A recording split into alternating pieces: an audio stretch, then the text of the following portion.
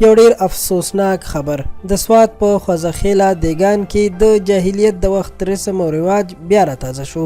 د شپږو کالو ماشومه چې ستوري نوم یې دی هغه په سوره کې ورکول کېده، خو پولیسو ته خبر ورکولو سره ملزمانو څه وکړل. مکمل تفصیلات را سره همدلته وګورئ، خو د معلوماتو درکولو نه وړاندې زموږ چینل پښتو پوسټ سبسکرایب کړئ. ډیره مننه قدرمنو ملګرو چې ژوندي یو، نو څه خبرونه به واورو.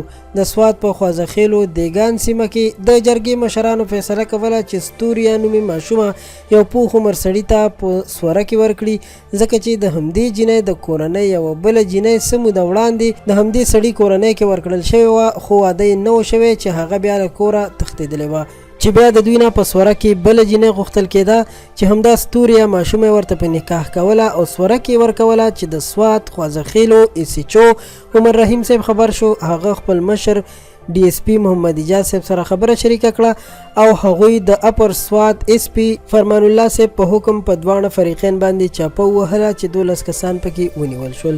د جرګې مشري چې چا کوله هغه اوس پولیسو نیولې دي او میډیا سره په خپل خبرو کې ویلي دي چې دا یو عام رشته وه او د دې جینۍ واده به 8 کاله پس کېدو.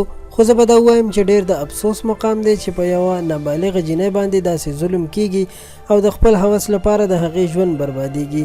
اکثر خلک وایي چې نن سبا د مشرانو قدر کم شوی دی، نو چې داسې کارونه کوي د خلکو د ټولو مشرانو نه زړه تور شي او د مشرانو قدر به خامخا کمیږي.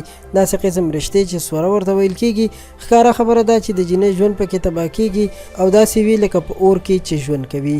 ځکه چې موږ داسې هم لیدلی چې مرګ رورو کې پلارو کې، خو په سوره کې خور یا لور ورکول کېږي. نو دا څومره ظلم دی، ځکه چې چاته سوره کې ورکول کېږي نو هغه د سر دشمن وي، هغوی چېرته بیا په وړه ماشومه جینۍ باندې رحم کوي. ښکاره خبره ده چې لکه د دشمنانو ورسره ژوند تېروي او بېرحمه کارونه ورباندې کوي. الله تعالی خو دې نور پښتنو کې عقل پیدا کړي چې د داسې کارونو نه ډډه وکړي او ځانونه وساتي.